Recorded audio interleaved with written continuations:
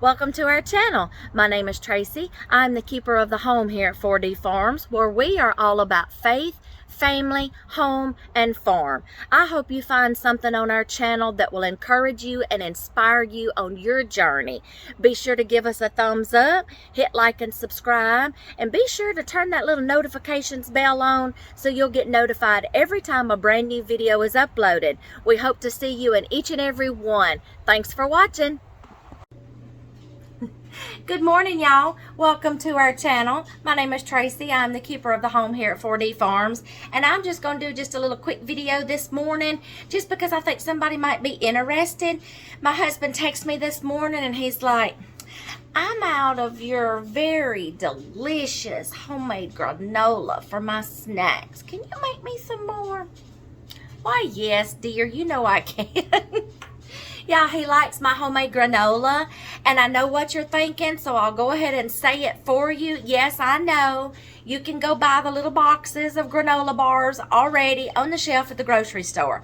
However, my husband likes mine, what I put in it, what I put together, the way I do it, and I can control his sugar with dried fruit that's either like low to no sugar.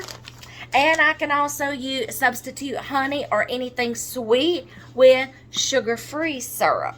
Honey, they suggest honey not only for the sweetness, but for the stickiness. That's the only reason, okay? And you can substitute that and put something sugar-free, sticky. So sugar-free syrup. So I can control what goes in it, and I can control the sugar portions. So there you go.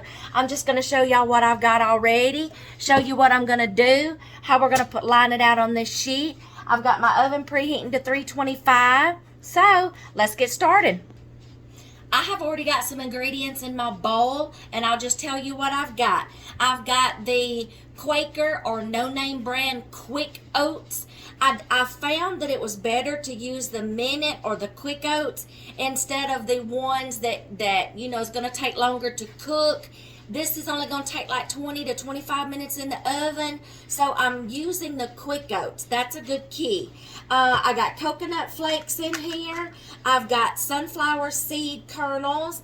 I've got little mini semi-sweet chocolate chips, the mini ones. They don't have a lot of sugar. I've got the cranberries in here, the dried cranberries. You can use any kind of dried fruit that you want. I got some extra crushed up peanuts. And what else do I have in here? I think that's about all. So you're going to need another sticky, another protein, which is going to be your peanut butter. Y'all, you can use the crunchy for extra crunchiness with the peanuts, or you can use just the creamy. So I'm going to scoop what's left in here into here, check my consistency. I may have to open up this jar. I can go ahead and finish using up what's in here, but I've already got some seeds in here, and I don't want it too seedy without the other mixture, okay? So let me scrape what's left out in here. Okay, I used the rest of that peanut butter that was in here, and I had to get just a little bit more. Y'all, I do not have measurements. I'm just eyeballing it, what I see, what I like, what I think is okay, the consistency. And then he requested to give it just a little bit of the sweet flavor without all of the sugar. I got a little bit of brown sugar in here, but it's the Splenda low to no sugar brown sugar, dark brown sugar. For some reason, y'all, he can do brown sugar. He can do brown sugar, but he cannot do white granulated sugar or powdered sugar. But for some reason, dark brown sugar does not raise his sugar count. Y'all go figure. But he said, can you put just a little bit of sweetness back into it, but just not so much sugar? I said, I got you covered. So I found the Splenda. So that would be an option, y'all, if you're watching your sugar, okay? So now the key is to stir all this up, okay? It is going to be a little hard. The consistency's thick. So you just got to get in here, incorporate the peanut butter, the syrup. Yeah, you just got to incorporate, and y'all, you may even have to get in here with your hands. Yes, you may have to. But the peanut butter and all just needs to be incorporated. I will finish that off of camera, and I'll get the consistency that I want, and then I'll bring you right back. Okay, y'all, I got the consistency that I want. The next thing is just to plop it all out on your parchment paper lined baking sheet. And y'all, it's still gonna be crumbly. Yes, you don't want it all mushed together right now. The mushing is gonna come right now. Y'all, oil your hands real good. Spray your hands with some nonstick cooking spray, or this stuff is gonna stick all to you. You're just gonna take your mixture and you're going to start pressing it to the thickness that you want. Now, y'all, you can make this as thick as you want, as thin as you want, but you kind of want to get it up in the corners, okay? And you want it thick enough where you can cut this into bars when it's done, y'all. So and it's probably not going to be the length of my baking sheet. I probably just got too big of a baking sheet. So I'm going to get this, and I'm going to judge about how thick this is going to be.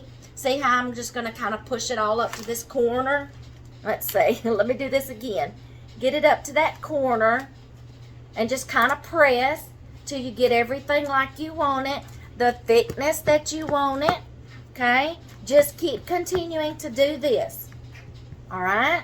If you forgot to preheat your oven, go ahead and do that now, because by the time you get done doing this step right here, your oven will probably be preheated. See how it's sticking? That peanut butter, y'all, and the syrup. Okay, I am going to continue doing this, and I'm going to try to shape it in a square, okay? Okay, y'all, that's about as good as I'm going to be able to get it, okay, because that stuff started getting sticky. I just kept pressing till everything is even up in the corners.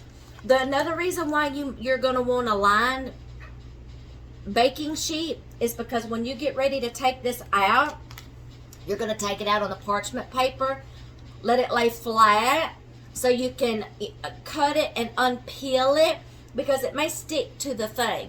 And the thing about granola is you don't want to use a lot of cooking spray or something like that on the bottom of it, because that's just going to give it a different flavor, okay? So parchment paper lined baking sheet. So I've got it about as close as I can get it, and squared as I can get it, and flat as I want it to make the bars. So this is going to go in a 325-degree oven for 20 to 25 minutes, just till it starts getting a little golden and the edges start getting a little golden, okay?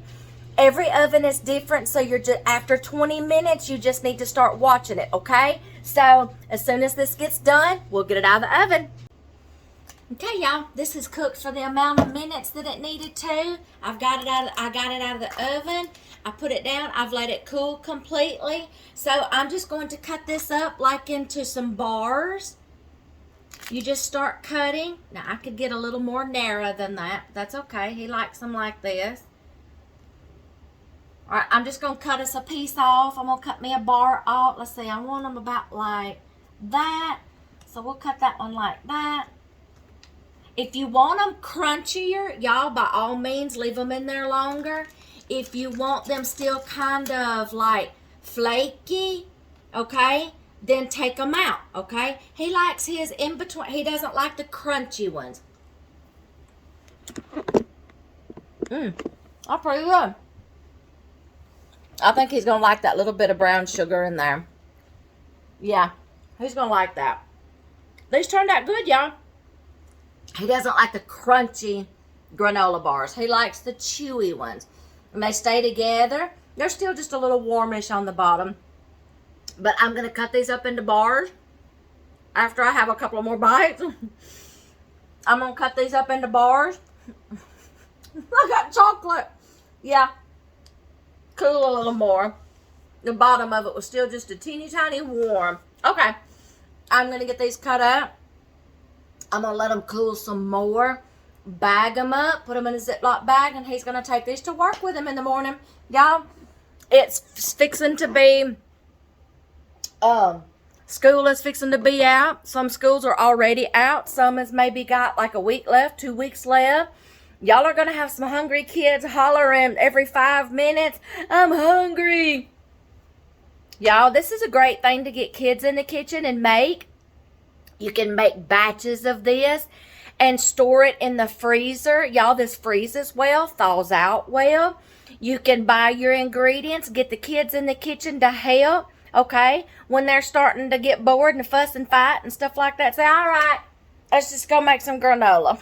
Kill 2 birds with 1 stone, okay? You got your kids in the kitchen doing something. They're learning, and they're fixing to be fed. And then you've got something for later. I said these freeze well. You can package these up or put them in an airtight container. Put them in the freezer. As you need them, like a sack or something, just take them out. Y'all, you can make a big batch of these. I'm fixing to bag these up for him, put them in the refrigerator. He'll take them to work with him in the morning. I hope y'all have enjoyed this. I just thought I'd share that with y'all. Maybe y'all can get y'all some ideas to try y'all some homemade granola. We'll see you in the next one.